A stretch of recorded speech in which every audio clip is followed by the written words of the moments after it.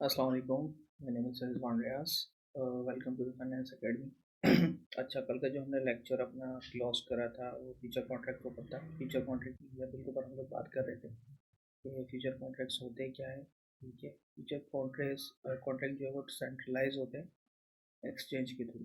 ठीक है, forward contracts में हमें सेंट्रलाइजेशन की ज़रूरत नहीं पड़ती, यानी कि एक्सचेंज की ज़रूरत नहीं पड़ती। वो between two parties through agreement होते हैं। ठीक है, फ्यूचर कॉन्ट्रैक्ट की अगर एग्जांपल देखें तो इसमें दो पोजीशंस होती हैं। एल मीन लॉन्ग पोजीशन और S mean short position. Future contract के अंदर जैसे कि बायर ए है, उसने लॉन्ग पोजीशन लगाई $10 पे और सेल कर दिया 12 पर, तो इट्स मीन का उसका प्रॉफिट जो है $2 का होगा। और इसी तरीके से बी ने और सी ने जो है लॉन्ग पोजीशन लगाई $12 पे और उसको सेल कर दिया $14 पे, तो उसका प्रॉफिट होगा $2। ठीक है, इसके आगे types of future contract. Future contracts हमारे मेनली डिपेंड किसके ऊपर करते हैं, किस तरीके से होते हैं। तो पहले तो हमारे फ्यूचर कॉन्ट्रैक्ट जो सबसे पहले होते हैं वो शेयर्स के ऊपर होते हैं, इक्विटी शेयर्स के ऊपर। जैसे कि हमने पाकिस्तानी स्टॉक्स एक्सचेंज के अंदर जितने भी हमारे शेयर ट्रेड हो रहे होते हैं उनको उनके थ्रू कॉन्ट्रैक्ट्स होते हैं। ठीक है, नॉर्मली हम लोग जो है एप्लीकेशंस जैसे कि क्रिप्टो की जो एप्लीकेशंस है उसके ऊपर भी करते हैं फ्यूचर कॉन्ट्रैक्ट्स, फ्यूचर ट्रेडिंग्स, तो उसके थ्रू भी होते हैं। सेकंड नंबर में हमारे कमोडिटीज फ्यूचर ट्रेडिंग है। इसके अंदर क्या है, हमारा गोल्ड आ गया, सिल्वर आ गया, प्लेटिनम आ गया। इसके अलावा हमारी एग्रीकल्चर्स प्रोडक्ट जैसे कि वीट हो गया और शुगर, इन सब के ऊपर जो है हम लोग अपने कमोडिटीज फ्यूचर कॉन्ट्रैक्ट्स करते हैं। अच्छा, थर्ड नंबर पे जो है हमारा index future trading. Index future trading का मतलब ये है कि नॉर्मली हम लोग देखते हैं कि पाकिस्तानी स्टॉक एक्सचेंज के अंदर एक लिस्ट होती है जैसे कि KC 100 इंडेक्स, यानी यहाँ पर वो 100 कंपनी टॉप होती हैं। तो हम लोग इन इंडेक्स के ऊपर भी जो है फ्यूचर कॉन्ट्रैक्ट्स करते हैं। KC 100, KC 30, मिज़ान 25, इस तरीके से इंडेक्स होते हैं, इनके ऊपर जो हम लोग फ्यूचर कॉन्ट्रैक्ट्स करते हैं। Closing future contracts. अच्छा, फ्यूचर कॉन्ट्रैक्ट्स जो क्लोज करने का तरीक़ेकार होता है, नॉर्मली ऐसा नहीं है कि आज 8 दिसंबर को हमने कॉन्ट्रैक्ट लिया और हमने कहा एक्सचेंज से भाई हम इस कॉन्ट्रैक्ट को जो है 25 दिसंबर को जो है क्लोज कर देंगे। तो ये बिल्कुल पॉसिबल नहीं है, क्योंकि एक्सचेंज के थ्रू जो भी कॉन्ट्रैक्ट अगर क्लोज होता है, अगर आप कोई पोजीशन लेते हैं फ्यूचर की, तो दिसंबर 31 के बाद, यानी कि वो आपको कहेंगे कि भाई हमारा जो कॉन्ट्रैक्ट क्लोज होगा या तो 1 जनवरी को होगा, उसके अलावा 1 फरवरी को और 1 मार्च को, यानी कि मंथ टू मंथ जो है फ्यूचर कॉन्ट्रैक्ट की पोजीशन क्लोज होती हैं। ठीक है, इसके अलावा फ्यूचर कॉन्ट्रैक्ट के अंदर कॉन्ट्रैक्ट साइज होता है, हम इसके अंदर पूरी की पूरी लॉट्स बाय करते हैं। ठीक है, जैसे कि यहाँ पे एग्जाम्पल की हुई टाटा स्टील के 500 शेयर्स हैं। ठीक है, तो ये एक लॉट कहलाती है। जब हम एक्सचेंज के पास जाते हैं तो वो हमें शेयर इन क्वांटिटी में नहीं देते, वो लोग लॉट देते हैं कि भाई हाँ आप कितनी लॉट लेंगे आप हमें बताएं। ठीक है, कॉन्ट्रैक्ट साइकिल क्या होता है, मैंने आपको बताया कि मंथ पे इसके ऊपर 2 मंथ 3 मंथ, बीच में जो है आप अपनी पोजीशन को क्लोज नहीं कर सकते। ठीक है, आपकी जो पोजीशन क्लोज होगी वो at the end of the month होगी।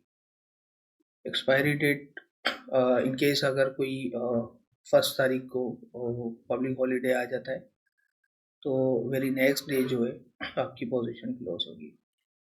अच्छा, इसके अलावा स्ट्राइक प्राइस क्या है।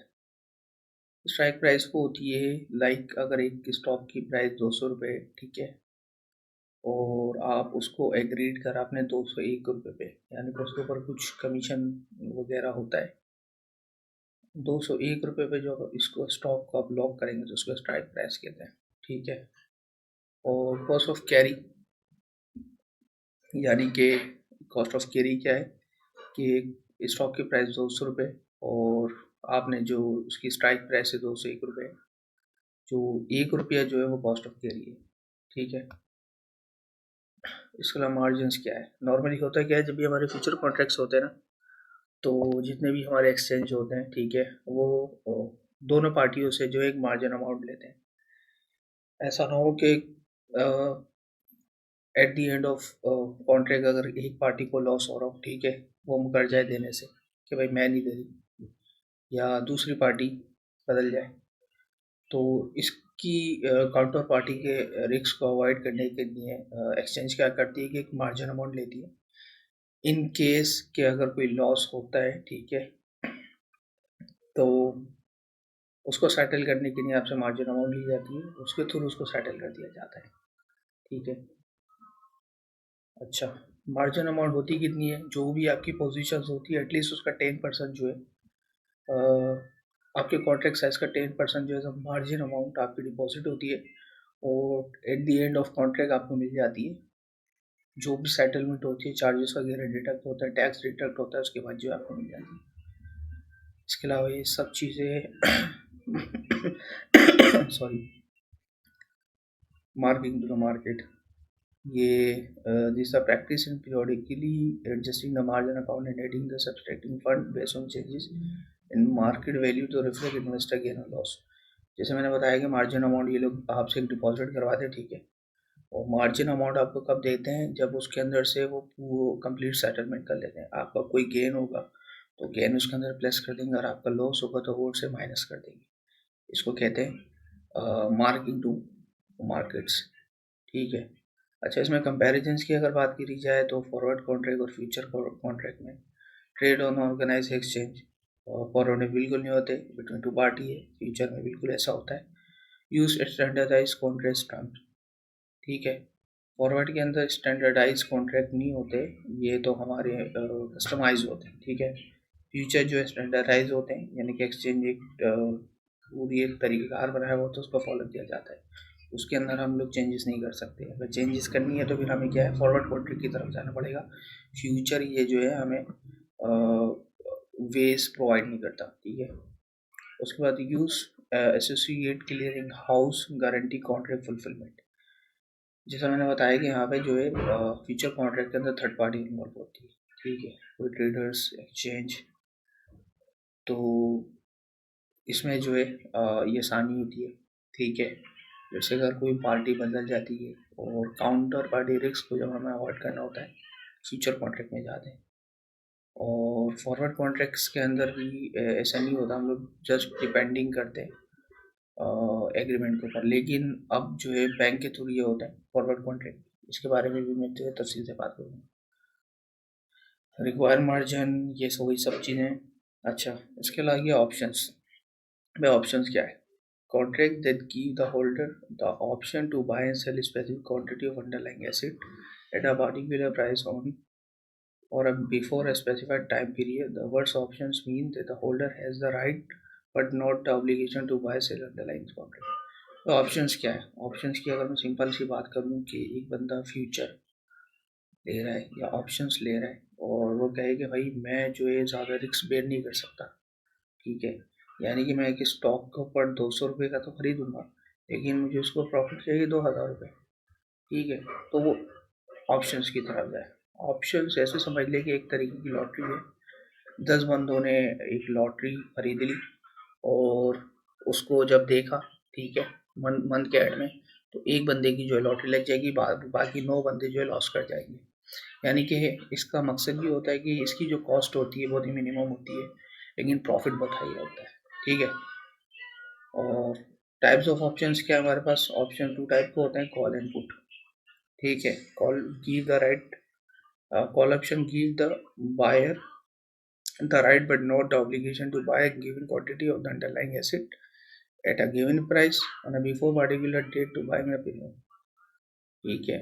उसके अलावा put give the buyer rights but not the obligation to sell a given quantity of the underlying asset at a given price on a before particular date by the paying of premium।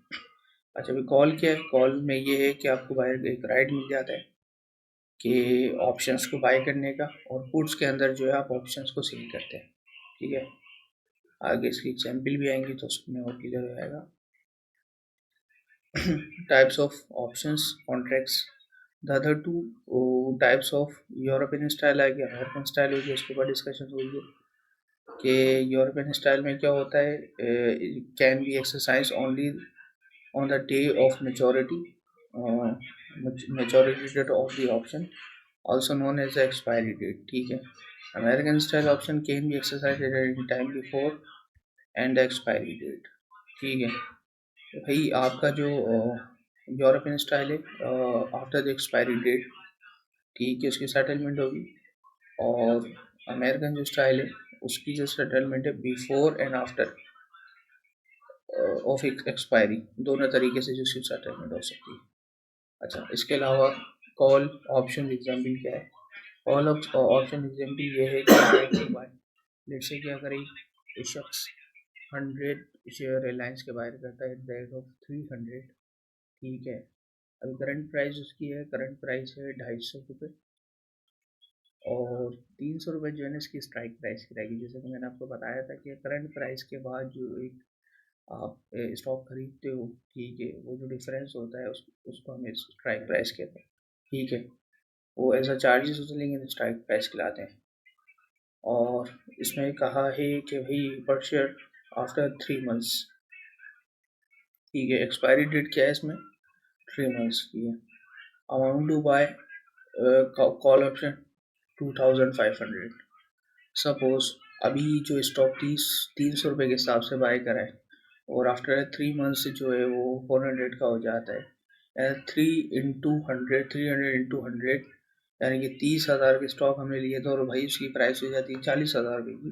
तो 40,000 में से आपको 10,000 का profit नहीं मिलेगा, आपको profit मिलेगा 7,500 रुपये का।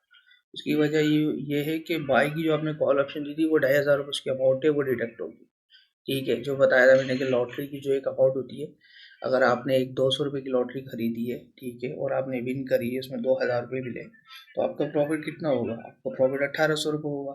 उसकी वजह क्या? 200 रुपये तो आपके खुद है, ठीक है।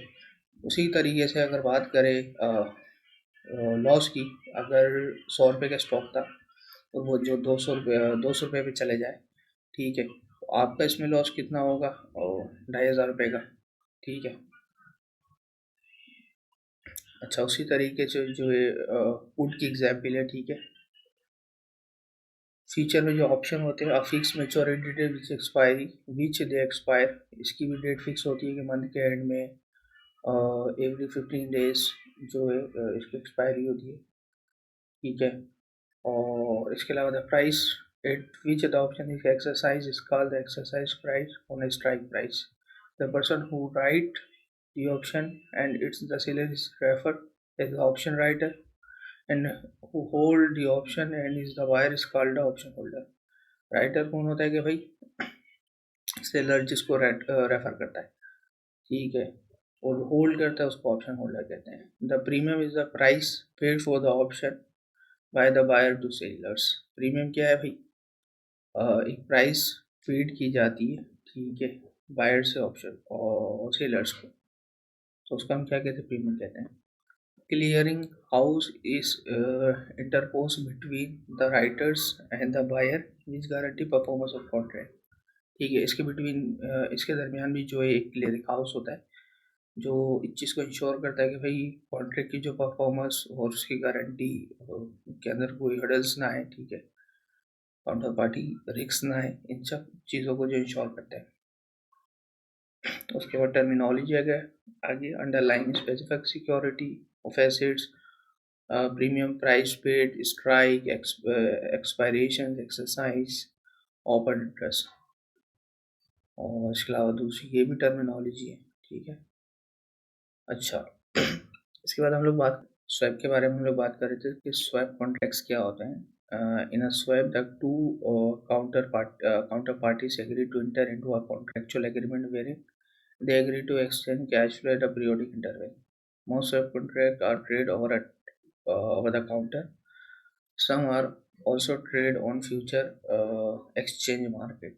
जब इस स्वैप कॉन्ट्रैक्ट का मकसद क्या है? स्वैप में ये होता है कि हमारे जो इंटरेस्ट होते हैं ना, हम लोग आपस आपस में एक्सचेंज कर लेते हैं, ठीक है। अगर एक पाकिस्तानी कंपनी ऑपरेट कर रही है यूएस के अंदर, ठीक है, और यूएस की कंपनी पाकिस्तान में ऑपरेट कर रही है, तो जब पेमेंट का टाइम होता है ना इंटरेस्ट की, यानी कि पाकिस्तान से यूएस में जो कंपनी ऑपरेट कर रही है उसकी इंटरेस्ट की पेमेंट करनी है, तो वहाँ पे हमें जब डॉलर ट्रांसफ़र करने पड़ते हैं, ठीक है, तो पी अगर डॉलर की प्राइस इंक्रीज हो जाती है तो हमारा एक लॉस कंसिडर होता है, ठीक है।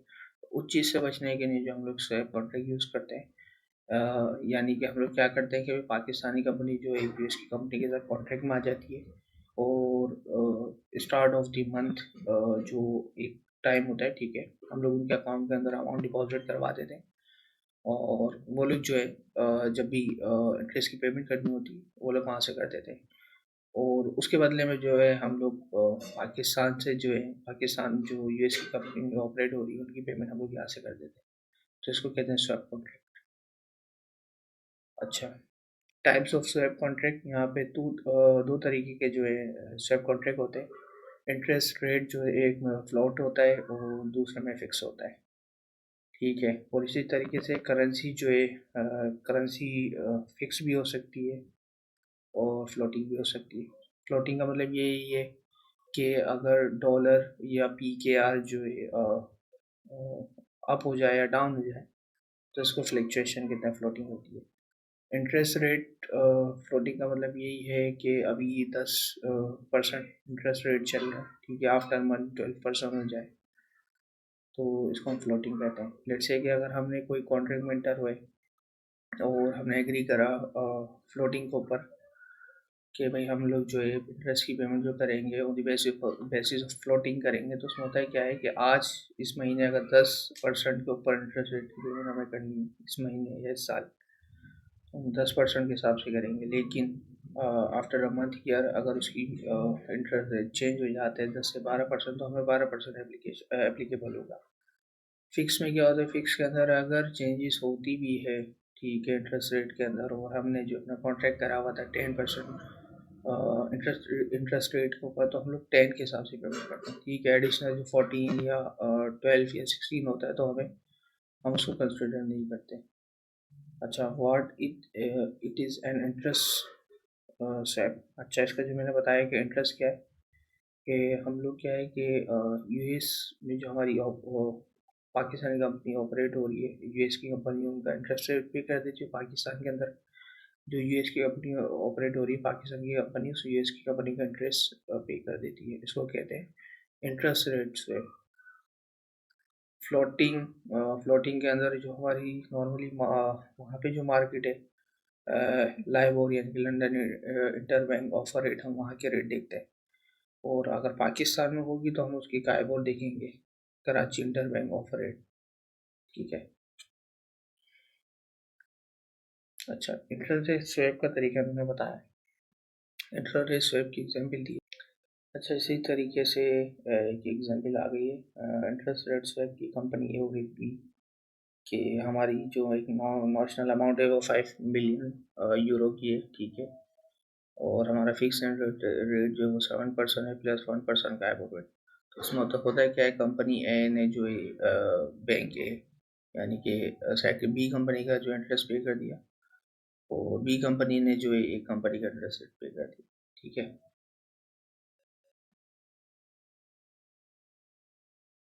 अच्छा, उसके लिए using swap to transform liability, firm has firm A has transform a fixed rate liability into a floating। क्या कहते हैं, फिक्स रेट को फ्लोटिंग के अंदर कन्वर्ट कर देते हैं। ए borrowing eight a LIBOR 1% and saving 1%। Firm B has transformed a floating liability into a fixed rate liability। B is borrowing at 9% and saving a 1%, यानी कि 10% में से 1% बढ़ गया और स्वैप में जो हमारा प्रॉफिट होता है वो 0.5%। अच्छा, करंट करेंसी स्वैप वही है मैंने जैसे बताया था कि इंटरेस्ट इसी तरीके से करेंसी स्वैप कि अगर प्राइस फ्लक्चुएट होती है करेंसी की वजह से तो उसको हम जो है करेंसी स्वैप कहते हैं, ठीक है। डायरेक्ट करेंसी स्वैप, ठीक है, ये भी तकरीबन सेम है, ठीक है। उम्मीद करता हूँ आज की वीडियो जो आपको समझ आई होगी। अगर किसी चीज़ के अंदर आपको मुश्किल आती है अंडरस्टैंडिंग करने में तो आप बता सकते हैं, मैं इसको और कर सकता हूँ। Thank you.